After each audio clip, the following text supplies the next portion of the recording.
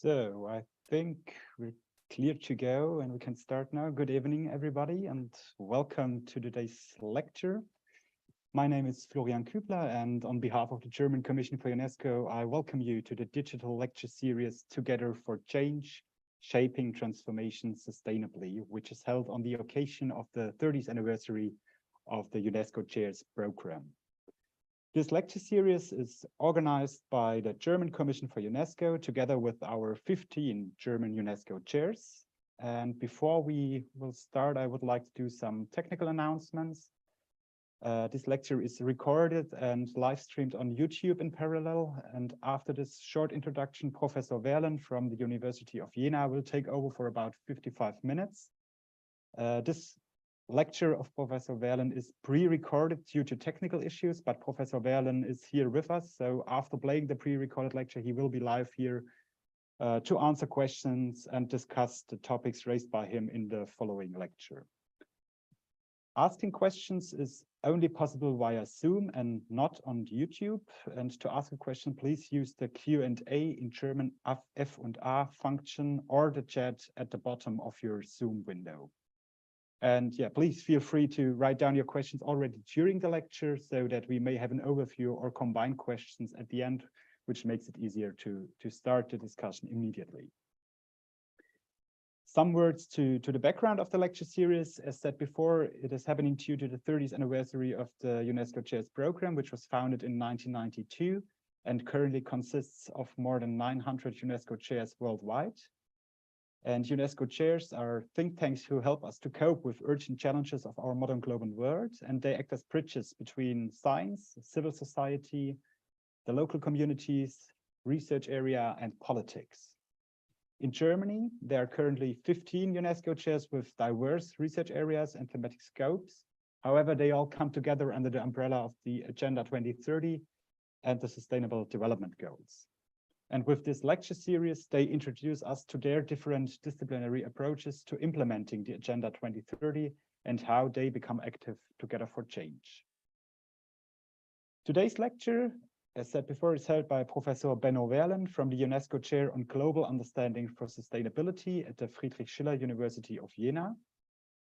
The UNESCO Chair in Jena is geared to strengthening integrative perspectives in sustainability research by promoting practice-oriented approaches towards socio-ecological transformation processes. And by emphasizing the cultural dimension, the fields of sustainability policy and research are opened up to the humanities and social sciences. This requires new forms of cooperation with the natural sciences and new research perspectives. And the chair in Jena is exactly dedicated to these tasks and sees itself as a laboratory of ideas for the development of innovative proposals in the sense of UNESCO. Professor Benno Werlen is social geographer and was appointed holder of the UNESCO chair in May 2018. And from 1997 to 2018, he held the chair of social geography at the Friedrich Schiller University in Jena. And yeah, we are now very excited and very much looking forward to hear from Professor Werlen on the matter of global sustainability and the knowledge mobilization for deep societal transformations in today's lecture. And I will now, without any further delay, hand over to Professor Werlen and will start his pre-recorded lecture. As said before, it is pre-recorded due to technical issues, but Professor Werlen is here with us today, so he will be here live for the discussion afterwards. So I wish you all an interesting and inspiring lecture.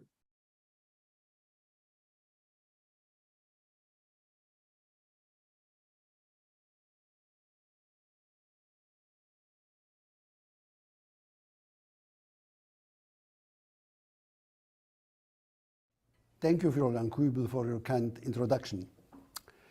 Dear students, dear participants on this lecture, it will take a broad global social movement to shift thinking and action to enable the transition to globally sustainable living. This requires careful tuning to local and regional, cultural and natural conditions. This is how Gary Jacobs, the president of the World Academy of Art and Science, initiated by Albert Einstein, summarizes the correct challenges for the societal transformations towards global sustainability. This statement is most relevant in the current situation we are facing today. 2 decades in the 21st century, however, it becomes more and more obvious that the established top-down science-based problem-solving strategies have serious difficulties to address this complex of challenges in satisfactory way. The more it is important to intensify our efforts to prove wrong the most pessimistic predictions for us and future generations. But the question is, how? The next 60 minutes or so, I will offer some answer in perspective of the Chair's working program and to its most relevant projects. It's a great pleasure to contribute to this lecture series of the German UNESCO chairs under the header Together for Change. This series is dedicated to the celebration of the 30th anniversary of International UNESCO Chairs Network, introduced by Federico Mayor in 1992 for establishing a culture of peace. My today's contributions include 4 steps. I will start with the elaboration of the global perspective as a general framework of the working program of this chair. This first step refers to the 2016 International Year of Global Understanding, and its building up I started to work on with the support of the International Geographical Union in 2008. The key intention of that project was and is to close the observable gap between new living conditions and the so far established worldview and the related geographical understanding. The steps 2 and 3 are dedicated to the elaboration of the implementation of the answers to the guiding questions, how to speed up the process of the UN Agenda 2030 to achieve the 18 Sustainable Development Goals, the SDGs, in time. These steps lead to the most recent project of the Jena-based UNESCO chair presented in step 4. Let me start now with the first point, the presentation of the perspective of the global understanding, respectively, the in-depth understanding of the global condition humanity is facing today. Global understanding and the global perspective to it. The challenges we are facing, humanity is facing today, are not abstract. In fact, it is confluence of various global crises. All of them are having an immediate and potentially devastating impact on the daily lives of billions of people. We are now the pictures from around the world in the daily news. For instance, of storms, floods, droughts, wildfires, etc.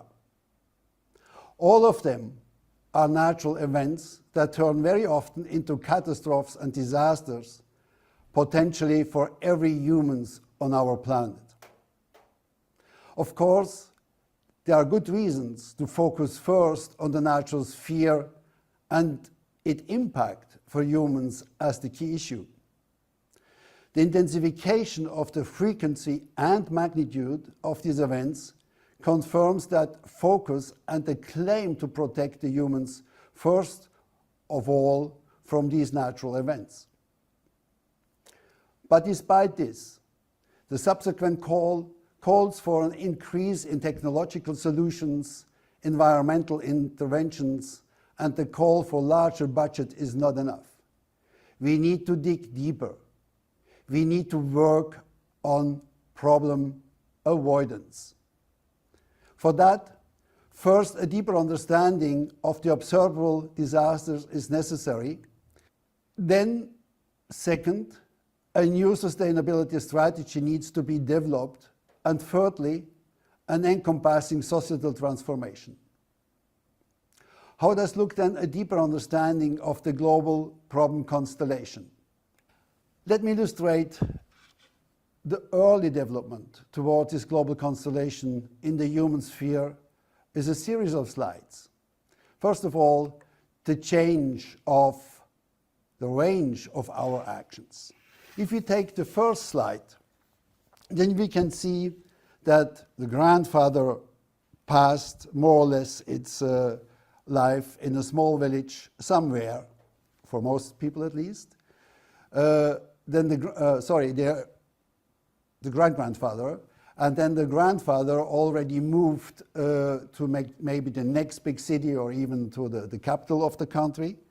Then the father started to travel around Europe in this case, and finally the son is traveling the whole world.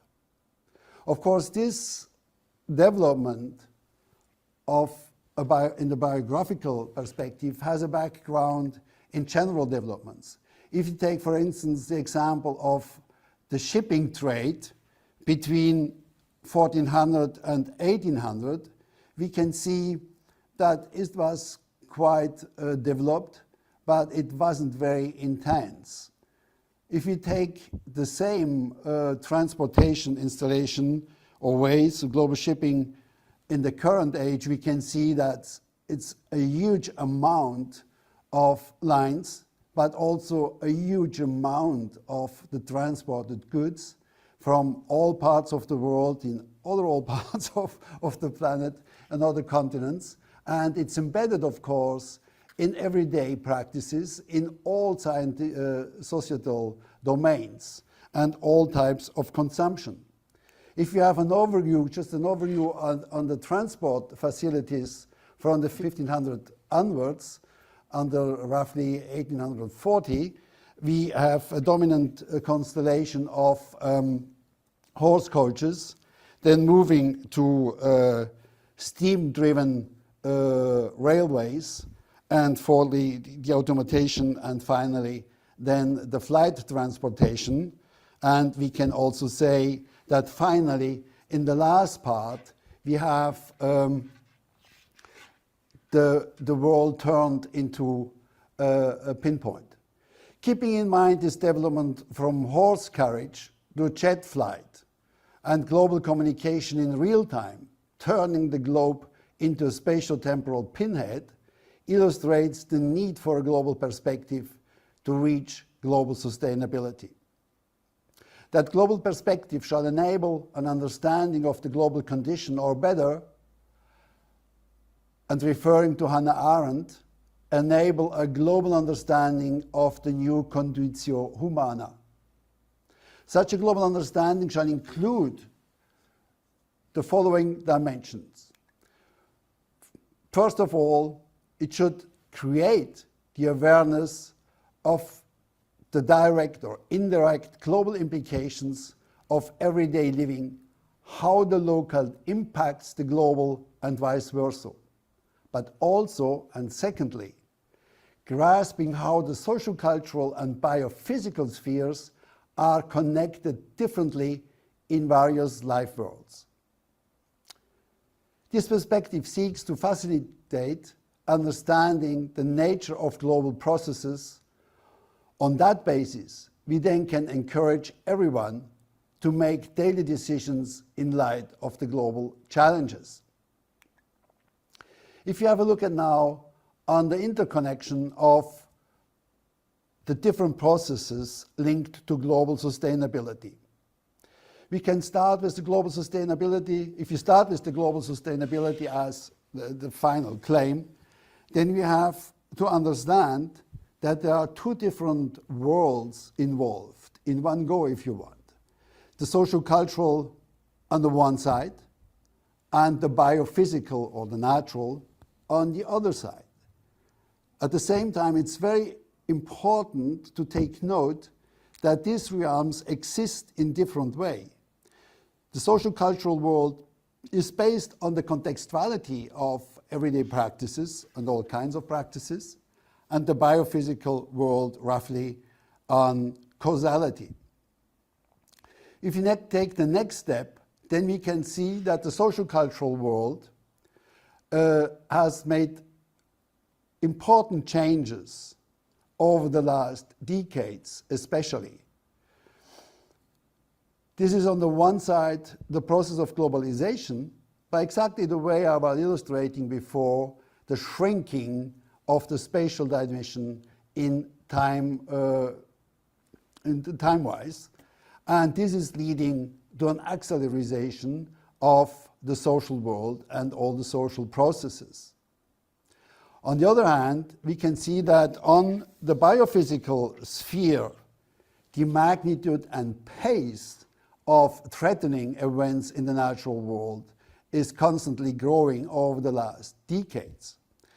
So global understanding aims to think these different processes jointly in an integrated way, and this means that global understanding is, in this perspective at least, the basic condition to reach global sustainability. And reaching global sustainability then can strengthening the processes of global understanding and so forth. Taking this together, we can say that make understandable first changes in the social cultural world, including the economic one, impact changes in the transformation of biophysical, the natural world. And second, that despite the interconnectedness, the social cultural world and the natural exist in different ways, different ontologies. One in contextual, past-dependent way, the other in a causal, deterministic way. Therefore, we cannot, thirdly, make direct derivations from one to the other in a direct way. There is no direct causal relation between the natural and the social world. But there is a direct link between the ways we act locally and the global consequences. Each local action is directly or indirectly, social-culturally and biophysically interlinked with the global conditions and consequences. This shall be illustrated, or I want to illustrate, in the next couple of slides. Let's take a very simple object we are all confronted probably in every day around the world, a computer screen or just a screen. And if we can see how this simple object is constituted by global processes, this gives you a first idea how the global use of objects is today linked with global processes. All the minerals used for this simple computer screen, probably today they are much more complicated, is involving processes, works, transportation, and so on from all over the world. The next one is the example is the garbage. Just showing how this is interconnected. Let's take, for instance, garbage of transportation. We can say that all kinds of transportations or like walking and cycling are involved in the production of smoke pollutants. Smoke pollutants are staying in the air, in the atmosphere, only some days, 5 to 10 days, and smoke pollution is mainly a regional problem. We can also see, if we take the different kinds of transportations, that the impact of the smoke production is, of course, different depending the vehicles we are using to move through space. So this is illustrating that, of course, the type of or the amount of smoke production is also a social and cultural and especially individual decision. These smoke pollutants are transforming in carbon dioxide in the atmosphere and stays in the atmosphere for 100 years. We can say that in 2 to 4 years it mixes around the globe and stays there, as already said, for about 100 years.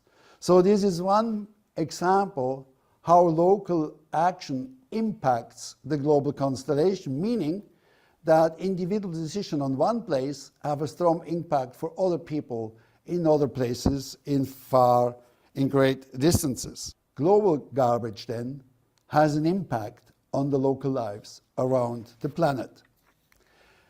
This simple example just illustrating what the impact is. According to the World Health Organization, today 7 million people are killed around the planet by smoke pollutants, by pollution, air pollution, and causes different types of diseases. I'm not going into detail here, but just to illustrate what the impact of local action on the global scale can be. And of course, we all know that plastic particles are penetrating life, all forms of life around the planet, even if these plastic particles are, of course, also the expression of local action. How to approach this interconnection of local action and the global constellation?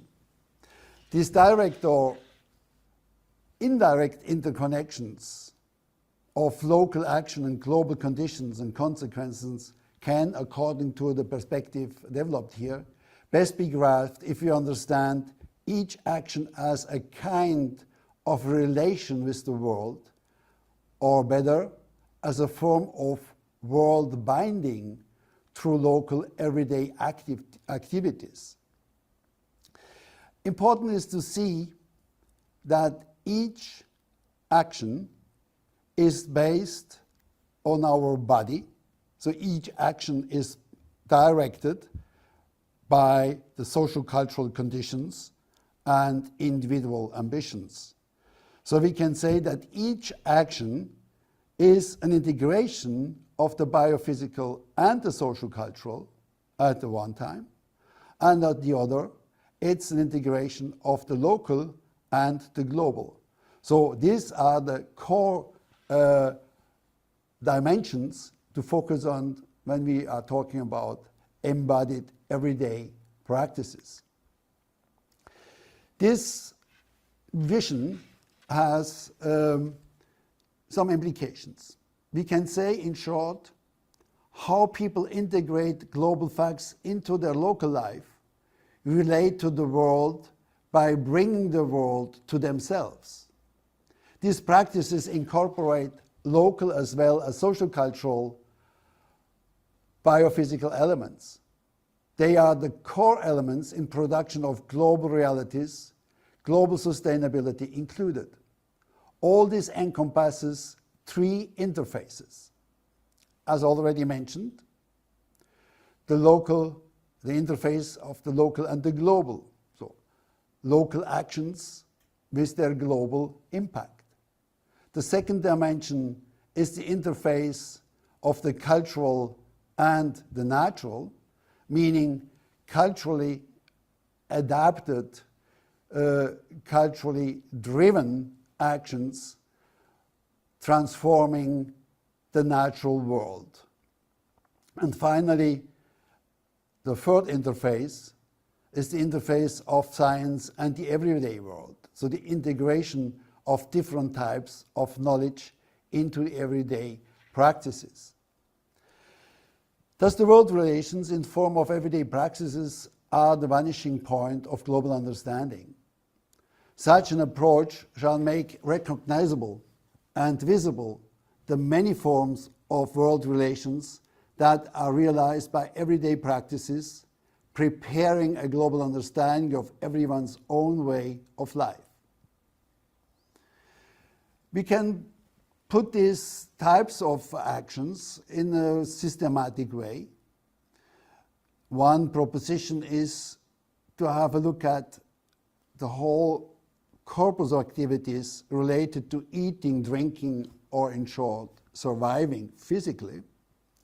Then on the second level, moving, staying, and belonging. The third level, housing, working, and urbanizing, then wasting, cycling, communicating, networking, and interacting, and finally, sports, entertainment, and recreating. 3 of these sets have been already published into 3 Springer briefs. There you can find examples how we can grasp these interconnections. The first one, as I said, eating, drinking, surviving. The second, working, housing, and urbanizing. And the third one, communicating, networking, interaction. And they are free, accessible. And so far, there are already 200,000 downloads.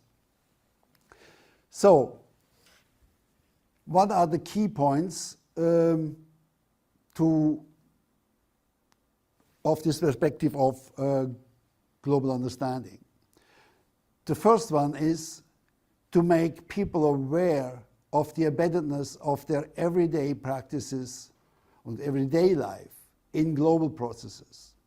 This has strong implications, as we'll show later on, in many other aspects of sustainability policies. To make visible the impact of their own life on global realities, and thirdly, to highlight their responsibilities and potentials for transformation. So the program perspective of global understanding builds therefore on the premise that everyday practices is the place where the local and the global become one, and where scientific insights are to be applied, especially under globalized conditions.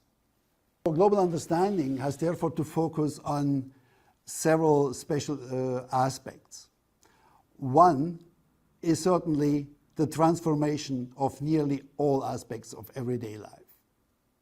And here especially the change of the spatial and the temporal condition that I showed at the beginning with the development of the ways of transportation in time relations, turning the planet into a pinhead somehow, for communication at least. And thirdly, leading deep transformation of geographical and social realities, to make aware of that, how much they are changing. And this includes to illustrate, to make aware the growing gap between geographical worldview and social reality, that the pictures of the world we have in mind build most of them through the process of the building up process of nation state, are most of all nationalistic geographies. And as the world is changing, these geographical world representations are not fitting anymore, and therefore people feel insecure. We can call that a loss of ontological security, searching for reassurance. So this, if you want, this gap between the world we experience in the everyday world through the process of globalization on the one hand, and the established geographical worldviews, open up the doors for backward-oriented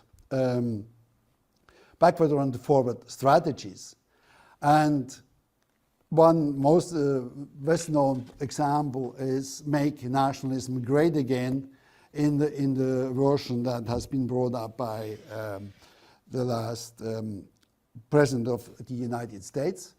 And this is exactly the example, making money in global process on the one hand, but preaching backward-oriented strategies of nationalism as a pure contradiction, and certainly not a very helpful step forward. The future of these new realities are, as this example should show or illustrate, populist anti-politics against the impacts of digital revolution. We can call that Janus-faced strategies, saying that the future will be good if we deal the new problems with the old solutions. They never worked, the nationalist solutions to master the problematic constellations. All this leads to, of course, political polarization. Once they want to adapt to the new situations in new ways, and the others, they want to go backward to old versions of the world interpretation. And with this, we are facing new form of fundamentalist positions that people are not ready to discuss their assumptions anymore and take them for granted.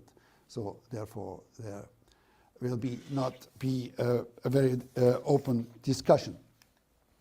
So we can, all in all, say, to summarize this little expose, that we are confronted with two time lags.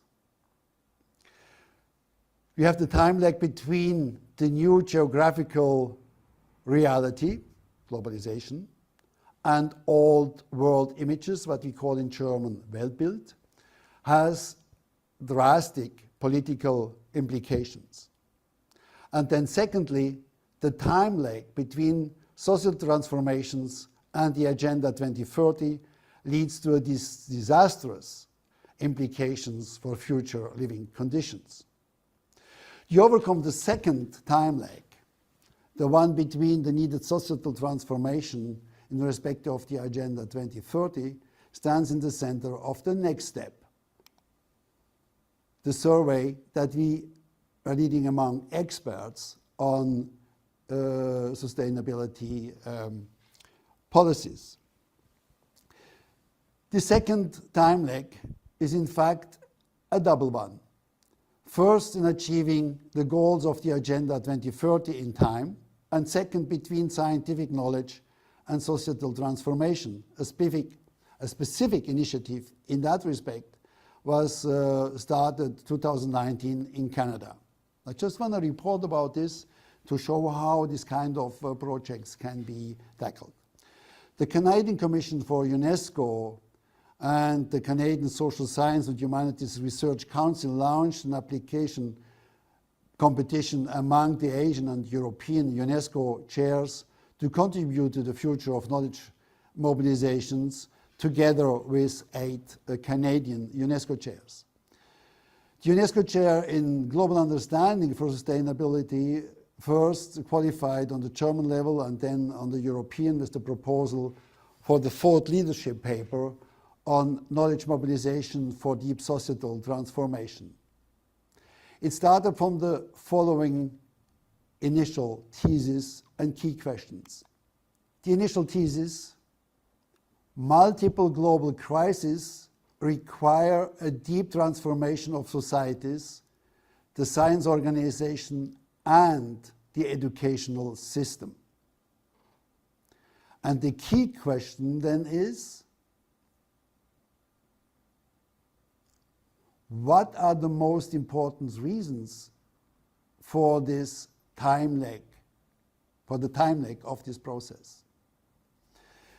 According to this thesis, the survey was guided by the following 3 questions. How to overcome the time lag in the Agenda 2030, the obviously dominating technological approach. And second, how to redefine the science everyday interface, and what mobilization strategy can be applied. The result of this survey can be summarized in a few minutes. The first point was then that we were confronted with a strong mistrust in political institutions. So exactly the way I described it before, with the backward-oriented forward strategy, of course, this is in total contradictions to many of founding ideas of political institutions. Secondly, also the discredit of scientific expertise. Post-truth society is one of the keywords here, so that we had for many decades a big trust in science, and scientists were the advisor of many, many governments, but this has lost its impact over the last decades. See some political constellation quite considerably. Then thirdly, the idea that a data-driven society leads to a new form of democracy has to be, or information democracy, has been seen as a wrong assumption, that data-driven society doesn't have just democratizing impacts. Then the digital technologies penetrate all forms of daily lives and have an enormous impact how people are communicating. And one of the basic problems that has been identified for the sustainability policies is the rise of the so-called echo chambers, that people only want to hear what they want to listen to hear and are defending themselves to all forms of reasonable arguments. So the consequence for the future is that we need, first of all, to strengthen trust into the different institutions and to foster direct engagement. What are the weaknesses of the current approaches? One point that has been very brought forward by many, many people of the interviewed person was that international agreements contradict, have a strong and problematic top-down implications. So if you have the international agreements, that means that there's agreements between nation states, and all nation states use then their bureaucracy and their administration to implement these programs, and there are normally in the top-down logic that the ministry is making decisions and it's going to different sections of the ministry and to different representatives of the ministries and the regional and local constellation. This has a strong implication of a lack of respect for cultural diversity. So if we have international agreements, then we have also the impact of the one-size-fits-all idea that we want to achieve together one set goal. So that means that all the cultural differences are then crossed out or at least not taken very seriously. The third part is that these top-down strategies have consequently also a lack of sensitivity for regional particularities. Of course, linked with cultural aspect at the same time, so that already from these two, not having a high cultural sensitivity and the lack of regional sensitivity is fostering the opposition to all kinds of sustainability programs. Then also a very important point, as what made, was the negative impact of the disciplinary specialization for youth enthusiasm. Many have reported that students arrive with a huge enthusiasm to engage in sustainability programs and projects. And then they were told first to specialize in a discipline, and then through this education in a discipline, they are losing their basic motivation out of sight or not represented in the program, so they give up the discipline or they give up the sustainability engagement. So this leads to finally to the need for revision of established modes of knowledge production and knowledge dissemination. So to summarize, one-size-fits-all strategies don't work. So we need another approach in the production of knowledge and its implementation. Finally, it was brought forward that there is a tension inside science. There is a tension between basic research and the real world problems. I mean, what we can see is that basic science is specializing in disciplines, and that's very important to develop further scientific knowledge. But the real world problems are a combination of different aspects, and these combinations, these integrations is lost. So we need to have more bigger parts in the education of students of participation and confrontation with real world problems. This, if you take that, then we also have to reconsider the idea of applied science. Applied science cannot then be measured with the same instruments and career criteria as the basic science.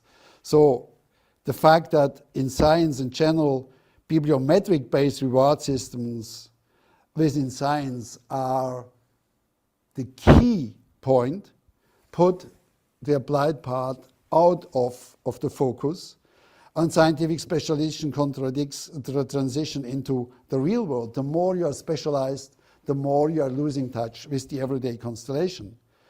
And then addressing the general public is very complicated if people speak in the perspective of their specialized discipline. We could see this especially with the COVID-19 pandemic, where medical specialists or all kinds of specialists were talking in the perspective of the discipline, and people, everyday people didn't understand really or didn't trust them anymore. So we need to reconsider the role of science in respect of the everyday world. And this has, of course, strong implications for the education. So education, in fact, is a selection system for basic science. We have the disciplines in science are already mirrored in schools, but we need to tackle real-world problems, and that consequence of that is that we need to strengthen the integrated perspective and need to foster engagement and participation in social transformation.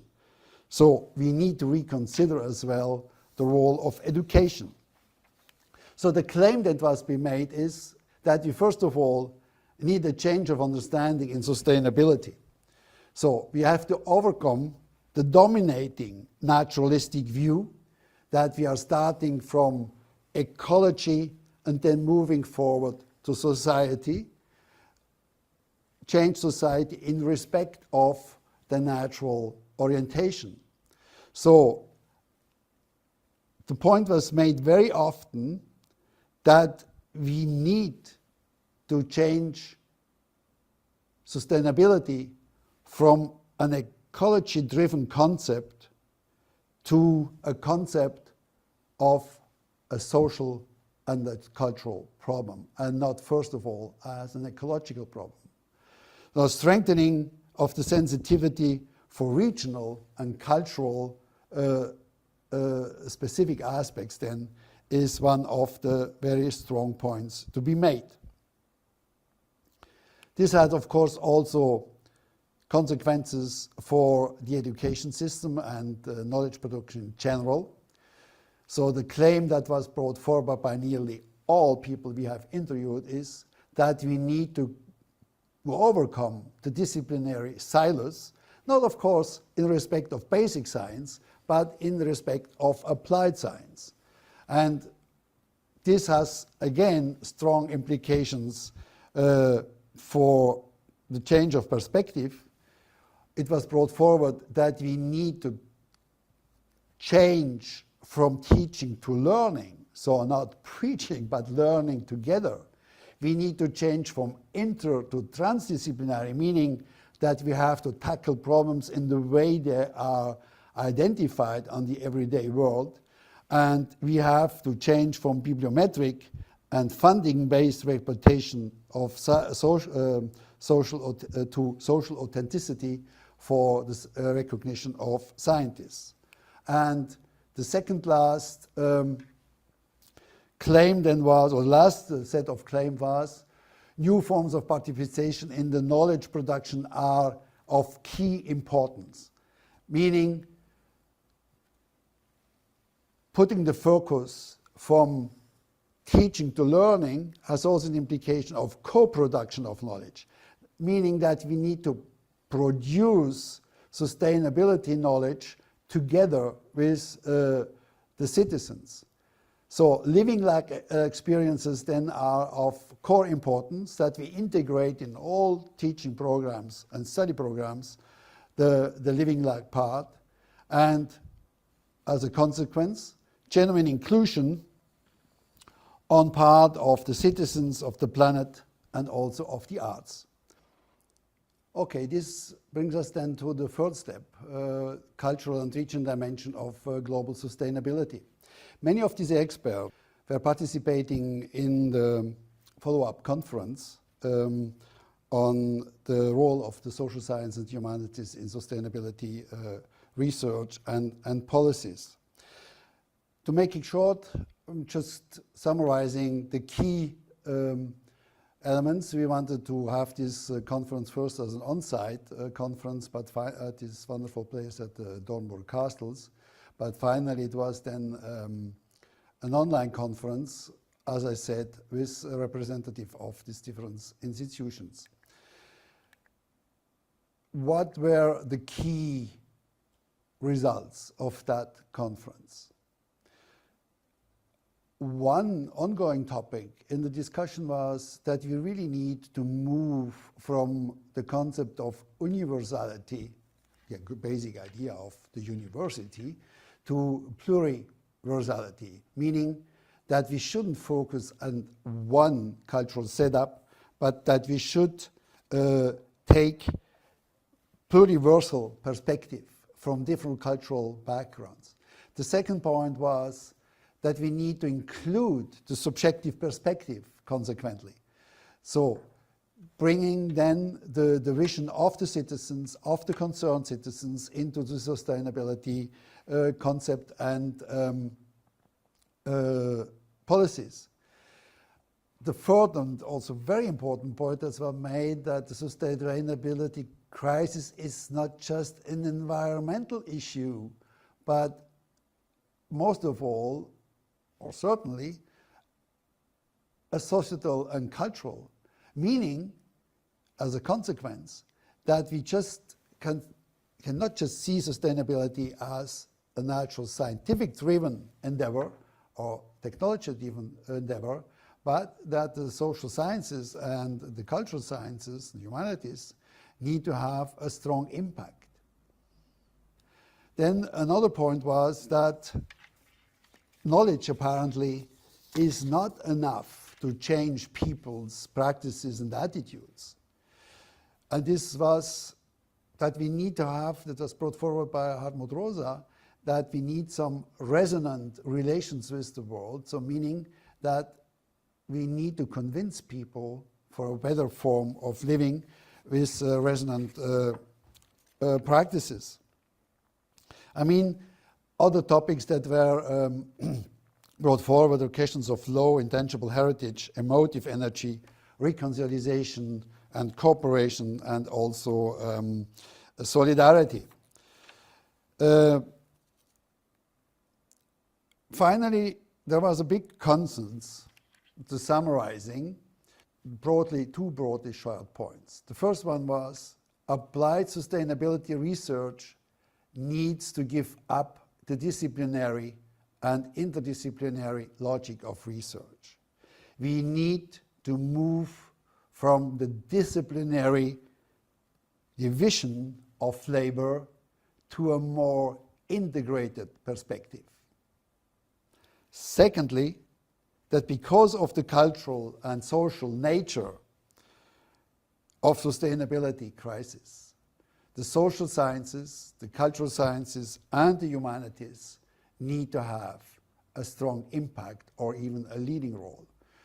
To put together in one phrase, from nature to culture. The key insight of the whole claim we can maybe summarize as the following. For deep societal transformation,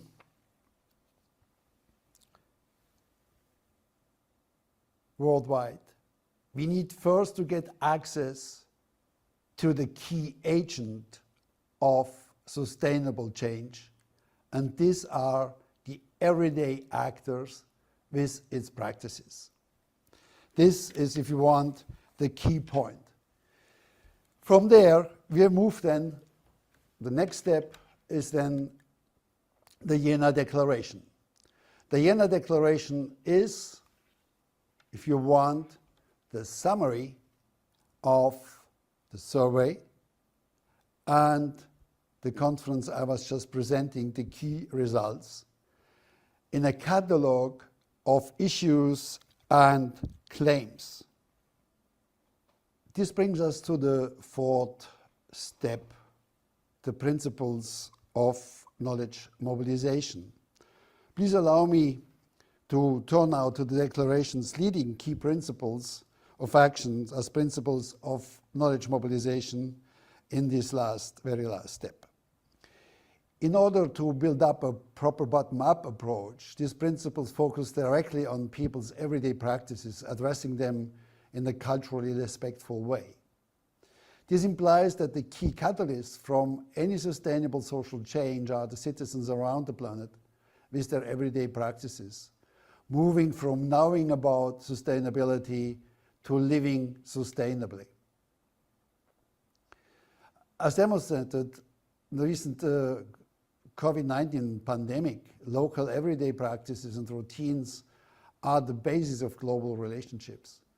Or speaking more generally, all social and cultural realities are constituted and reproduced through everyday practices, which in turn they constrict and promote sustainable livelihoods, a perspective applied by this strategy of knowledge mobilization. We have a twofold change of paradigm then, focusing directly on people's everyday practices with a bottom-up strategy and emphasizing the cultural dimension of sustainability. The basic premises of this kind of knowledge mobilization is that all human practices are always socially embedded, geographically localized, and historically contextualized. This concept of knowledge mobilization includes 7 leading principles, all of them according to the Jena Declaration. The first one is a very simple one, but at the same time often forgotten. It's the insight that sustainability is about more than ecology, respectively more than simply managing ecosystem or the environment. Much of today's thinking about sustainability is rooted in the idea that the human and the natural sphere are somehow opposed, that nature is simply our environment. But the opposite is true. With our bodies, we are part of nature, and the way we understand, relate to, and transform nature depends on our cultural backgrounds.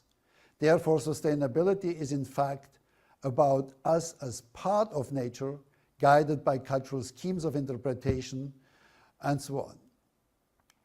The second principle is the idea that true change towards sustainability can only be achieved if people begin to change their everyday routines and practices. Sustainability is more than just a fashion. It's in fact a mindset, something that enables to live sustainably. Here, especially the voice of the arts can make a powerful contribution in establishing new ways of connecting with the world to find sustainable solutions for everyday problems in most diverse contexts. This idea leads directly to the third principle. It's about the deficits of top-down approaches. If you have ever bought a one-size-fits-all shirt, you may know that one size only rarely fits all. The same holds for solutions to achieve sustainability. Top-down approaches that prescribe solutions for everyone hardly succeed. Instead, we need to find solutions that fit the specific conditions in different contexts. Or more precisely, we need to empower people to develop such solutions themselves. As a direct consequence of this, we can say, as a fourth principle, cultural and regional diversity shall be the starting point of any sustainability strategy. Everything people do is locally emplaced, historically situated, and culturally embedded. It's difficult to convince people to make their lives more sustainable if the proposition doesn't find even the slightest anchor in their everyday world. Successful sustainability strategy must embrace cultural and literal differences. The fifth principle is about an additional role of the arts and of humanistic and social research. The arts open up new horizons. They can design in advance different worlds. Likewise, the social sciences and humanities help understand the social and cultural dimensions of the current transformation and get us away from a first aid solutionism. The Jena Declaration argues that the arts and the social and humanistic research are key for making living sustainably not only possible, but even enjoyed by everyone. The sixth cornerstone highlights that true bottom-up strategy involves a change of our ways of producing and applying knowledge. Many sustainability policies try to reach and tell others how to do things properly without knowing their cultural context, without respecting their expertise. We are convinced that robust solutions must be developed together and that there is a great potential for collaborative co-production of new knowledge in a transdisciplinary way. The basis for this mutual learning from each another. And finally, the seventh principle calls for civic engagement. Genuine bottom-up policies enable to use the forces and creativity of concerned citizens of all generations, but especially of young members of our global community. To make this engagement more effective, we are developing a global platform to facilitate concerned action by people all around the world, whether they are researchers, teachers, officials, or concerned citizens. These are, in a nutshell, the 7 key principles for knowledge mobilization around the planet. And to make sustainable development happen at the own doorstep, to mobilize people around the planet, and to enable fruitful outcomes from their engagement. One attempt to knowledge mobilization in the framework of the International UNESCO Chairs Conference of Culture for Sustainable Futures last May here in Jena. So this was just a way to bring this insight to specialists of the UNESCO Chairs Network and then bring them to the students. I'm just trying to do it now. So let me finish with some concluding remarks. As described, an important prerequisite for achieving the goal of the Agenda 2030 is to respect the cultural worlds, social and regional living conditions, and historical context of all people. Citizens should experience the changes towards sustainable futures not as a constraint. They should rather recognize it as a direct benefit, for example, for their own safety, health, and cultural progress, from degradation to regenerations, but also from social cohesion and inclusion. Thank you for your attention.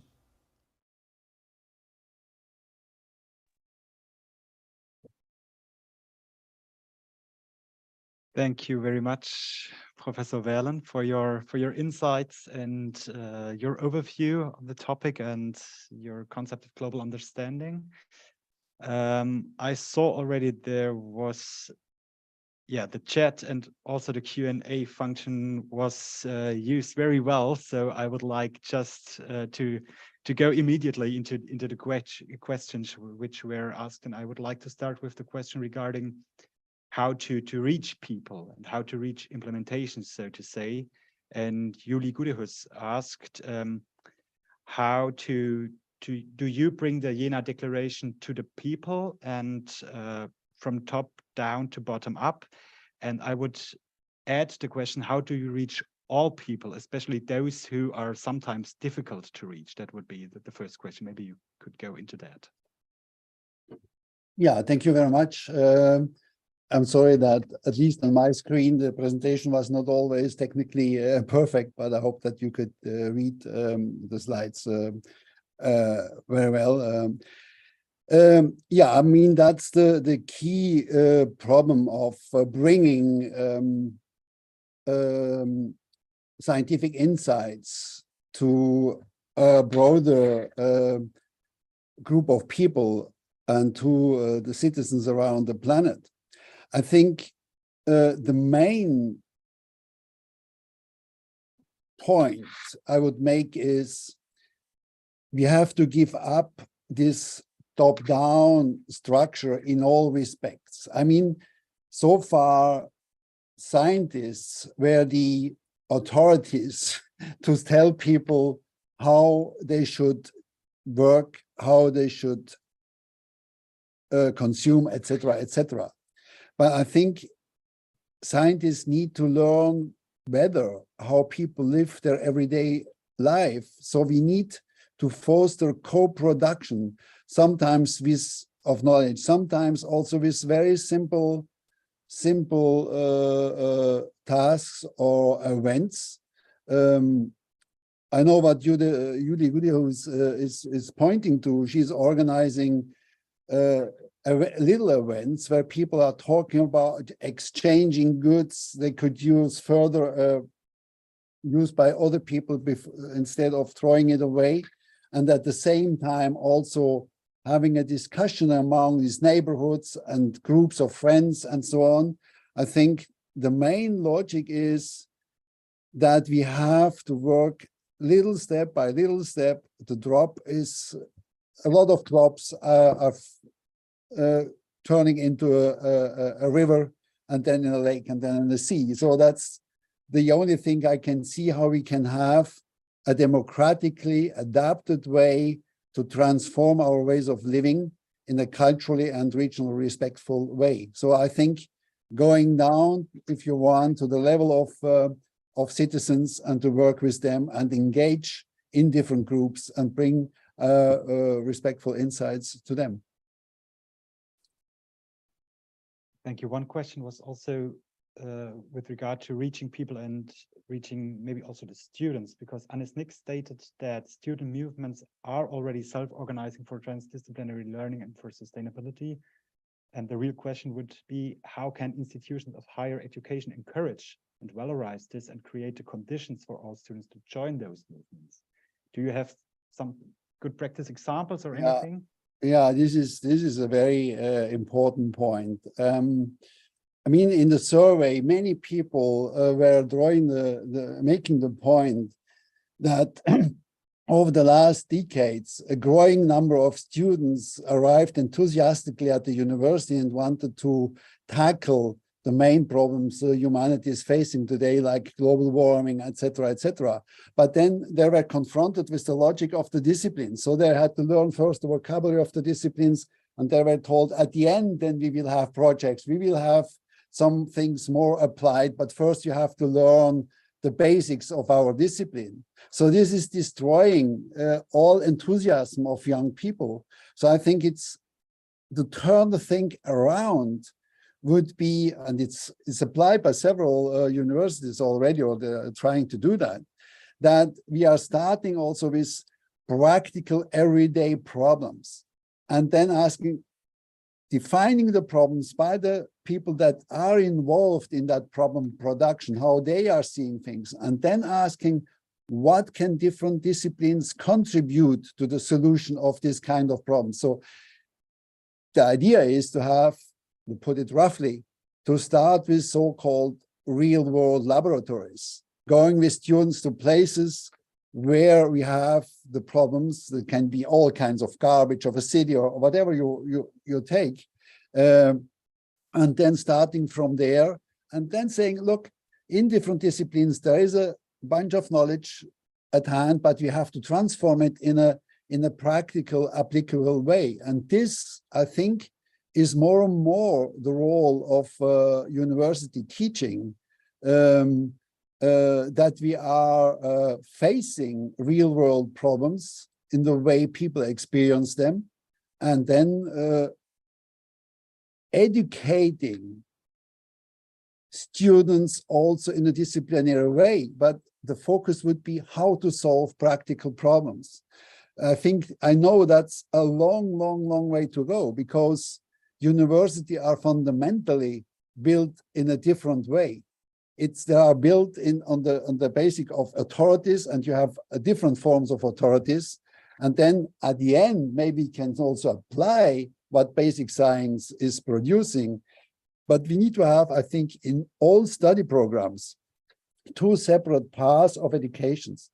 One dealing with real world problems, and the other is the basic science education. I mean, we can't just have only applied education. We also need to reproduce the scientific systems. That's out of question. But that we have two pathways and two sections in the education of young students in the basic science and how to apply scientific knowledge, and they're also having teaching programs or trainings in co-production of knowledge. So leaving the university and going outside and deal with the everyday world.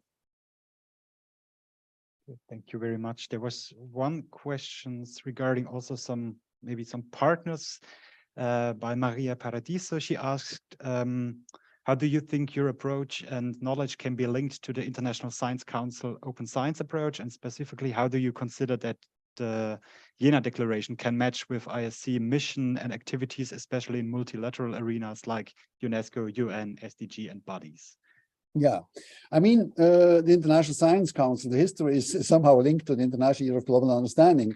People that were bringing up the idea of an international, joint international science council have found each other through the International Year of Global Understanding. And the idea was then to have a stronger impact of the social and cultural sciences.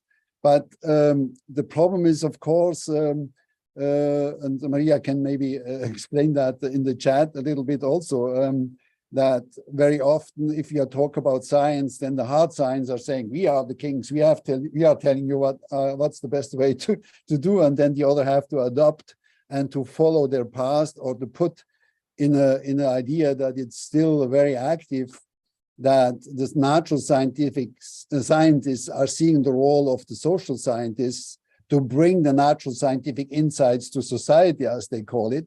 But this is also important, but more important is to work on the change of the way of lives. And this we cannot leave to the natural scientists and the engineers, because this will not be a culturally acceptable, very often these are not culturally acceptable propositions that are coming from that side of the scientific organization. So I think the Science Council, as far as I can observe the activities and the programs, needs also to foster in a stronger way the idea that the social scientists and the humanities have access. Their job is to study how people live their everyday lives in different parts of the world and different historical constellation and so on and so on. To take these insights, basic for all scientific, for all applications of natural scientific knowledges into the everyday life, and not the other way around, to force the change of ways of living on the inside of the natural scientific community. As important they are, of course. And then the program of the open science program, this is going exactly in the way I think the Jena Declaration is also suggesting, that open science means to take, in my understanding, the everyday approaches and perspectives as an important reality, and not to make it weaker by saying, oh, this is scientifically not proven that it's like this. But people are living in these horizons of reality, and we have to go into these horizons to make that scientists understand also the everyday world, and not only asking that the everyday world is understanding science. So we need a mutual approach, and both sides have to join or to walk together the way towards a more sustainable future. Thank you very much for this answer. And you mentioned in the lecture the different dimensions of sustainability. And one question in the chat is now, if you could please tell a little bit more about the role of the arts in relation to sustainability. Maybe could just elaborate that a little bit more. Yeah, I was just pointing a little bit on this direction, but I didn't elaborate it properly. So far, the key idea is that science should work on the topics of climate change and so on, the geobiological approach to sustainability, or the ecological approach to ecology. That's certainly also important to make visible the impact of the changes we are having ahead of us and that we are already experiencing. But this is only the way, as I just described, to bring natural scientific insights to society and to use the arts as the medium of communication in that process. But I think the arts have a much more important role in the sustainability debate. I think if we really want to think seriously to change our ways of life, adapted to the cultural traditions we are living in, then we need a totally different aesthetics, in my view. So far, all success, everything is linked, all kinds of reputation and success are linked to a bigger use of resources. And this can't be the goal. We can't say we need to have a smaller use of a lower impact on the natural world and resources by praising all success by the biggest amount of resource consumption. So we need another aesthetical approach to life.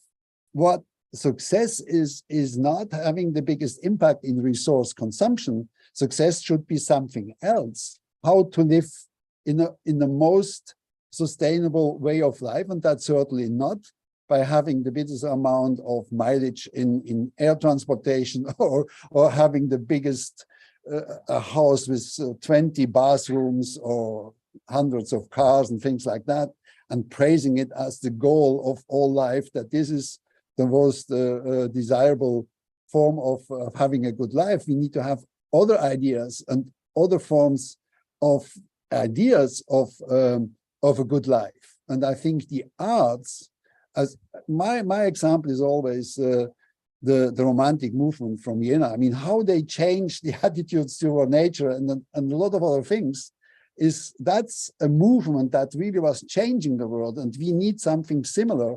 And there were only a few people that elaborated that kind of ideas, but the ideas were so attractive to artists and all other architects and engineers and so on, that they really changed the way of their understanding of life and reality.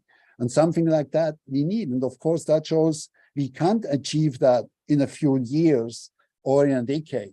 That's a longer purpose, and the longer span is also bringing people to the insight what another form of life could be, an enjoyable form of life with a lower resource consumption and so on. So the arts would be the transport, the imagination of another world, other life forms, and not just the vehicle to transport some knowledge into society.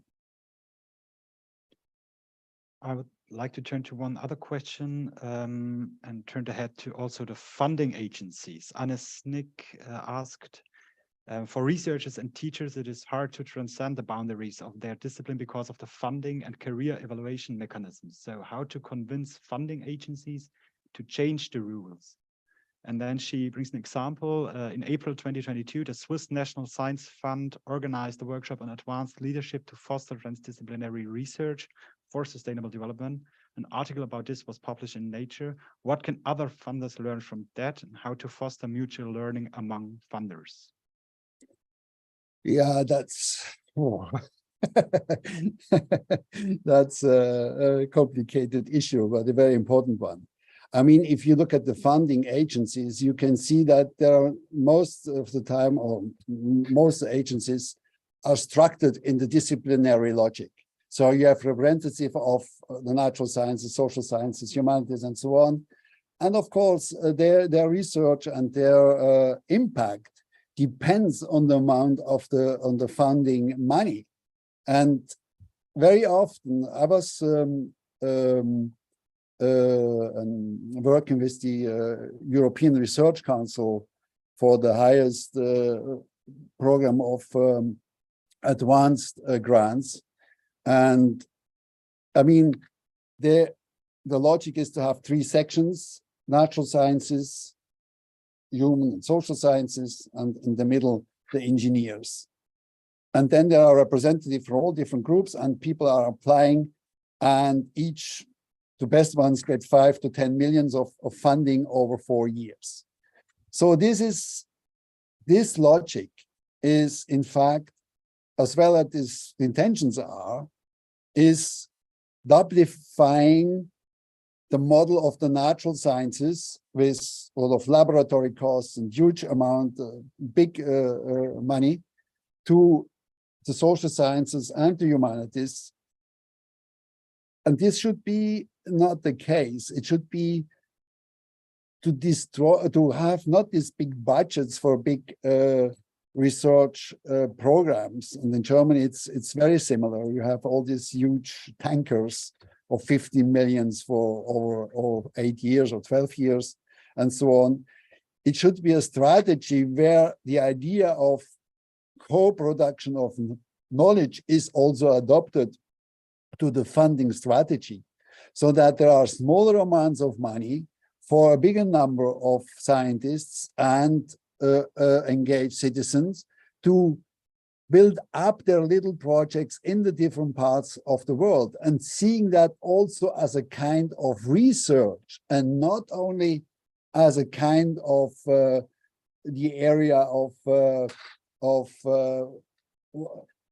private funding or things like that, but to see that as an important part of scientific world research, how to implement, to find better solution and to implement them on site. So that would be the strategy. Cut down the big projects in the big size fundings and to have it distributed to local communities in cooperation with social scientists, natural scientists, engineers, and the human sciences, all and arts together, right? Thank you so much.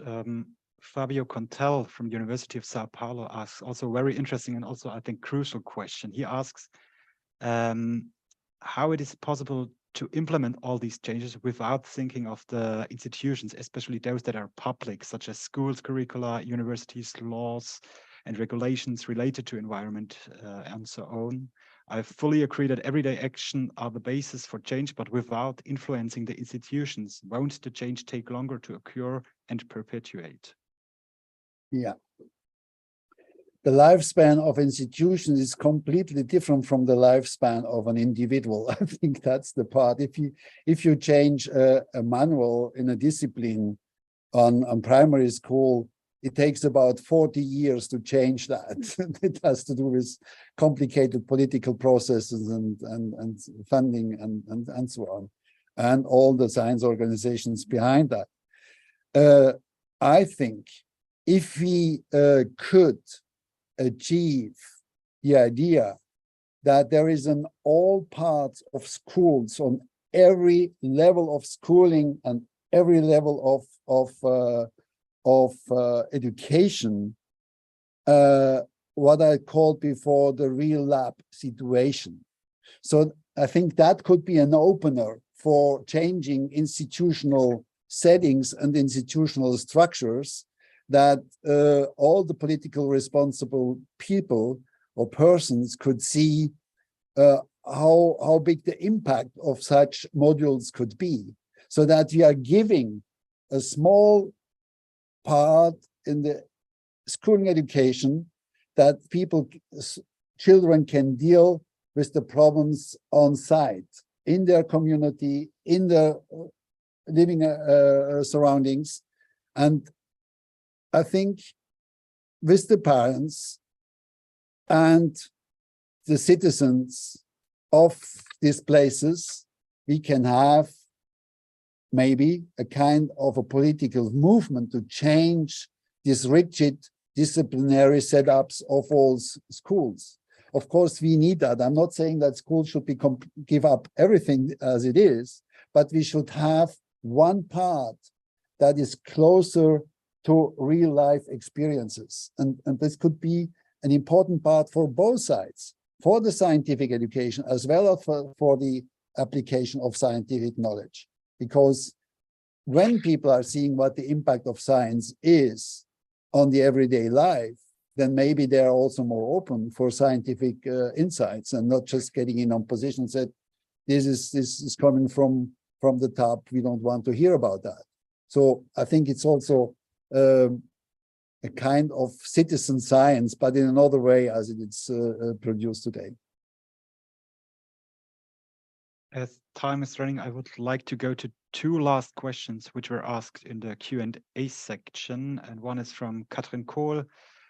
She states that after the most recent UNESCO Chairs Conference in November 2022, UNESCO's Future of Learning Unit suggested, and I quote, "If knowledge is key to changing course, we must decolonize knowledge, value diverse knowledge systems, and strengthen knowledge as a common good. And our collective intelligence must urgently translate into collective action through multidimensional research responses." So the question is, what can UNESCO chairs do as a network to accelerate action towards the global understanding you promote? Yeah, that's an important question. I think the UNESCO chairs could have a certain lead in that, because it's a network, as you mentioned at the beginning, of 900 UNESCO chairs in more than 115 countries, if I remember correctly. So this could be places where examples can be made and be brought in the national debates in all parts of the world. I think, again, here, this applied the turnaround of the so far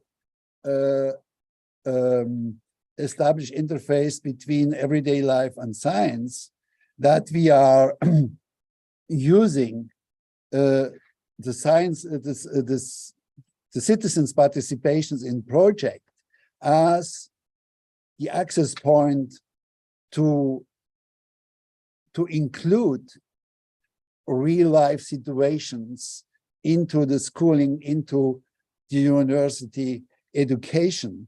I think,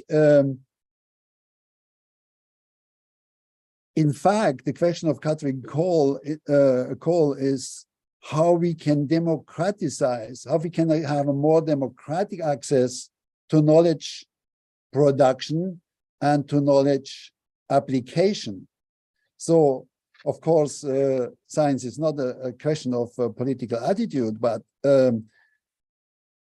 democratic in the sense broader participation in the production of knowledge, and then also the application of that knowledge into local policies, regional policies, and even, or perhaps even national policies. I think that could be, we need to have a bottom-up structure to not having a colonial attitude to knowledge and cultural ways of living. I think that's, we need, different cultural areas need to find their way with the support of scientific insights to continue their tradition in other forms towards a more sustainable future. Well, as a last question, I would like to have a look into the future and come back to the question of Charles Hopkins, who asked what changes are needed in the preparation of the post-2030 agenda as we design for the 2030 to 2050 implementation plan. Yeah, I think we can see, or I think it's becoming more and more obvious that the top-down approach has its strong limitations for the reasons I tried to elaborate in the presentation. I think we need to foster, and even if, I mean, we have also to keep in mind the discussion that we have, not all governments are open to democratization and to democratic attitudes to life and to be open to science. So I think we need to foster the bottom-up movements. And of course, there will be different ways to develop them. There will be not one way to do that. But my idea is that we need to connect all types of civic engagement movements through platforms that we can give them access to people that are having similar problems in other parts of the world. And of course, to connect them can't be a problem of money. It should be a platform that is open, accessible for everyone, and not based on entrance fees or what kind ever. So it should be accessible for everyone at the same way, and that the people are able to exchange their experiences and to learn from one another. I think to put it on one sentence, the answer to Hopkins is to emphasize learning from one another with the support of the scientific world, of the social sciences, human sciences, and the natural science and engineering. So serving that the scientific world is serving the civil society and not putting the agenda of the scientific career as the only one on the top of everything.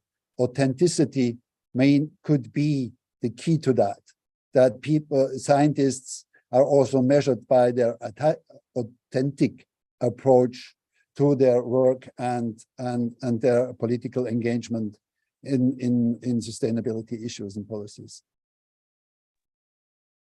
Perfect. Thank you very much. I think that is a wonderful final remark also. Thank you for your time and for your interesting lecture and insights, and also for your answers now to the questions raised in the chat in the Q&A section. And of course, I'd like to thank all of you, dear participants, who asked those questions and for the vivid discussion.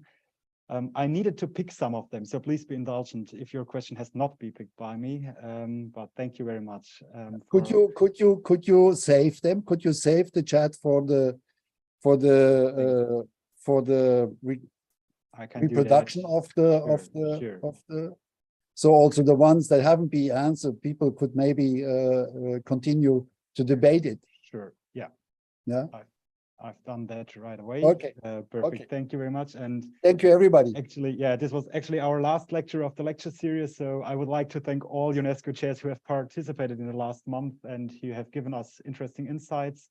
And if you would like to watch parts of today's or other lectures, I will invite you to visit also the YouTube channel of the German Commission for UNESCO. There you can find all the lectures of the lecture series and rewatch them. And yeah, once again, a big thank you to all participating chairs and of course to you who have followed us, and have a pleasant evening, and thank you and goodbye. Thank you.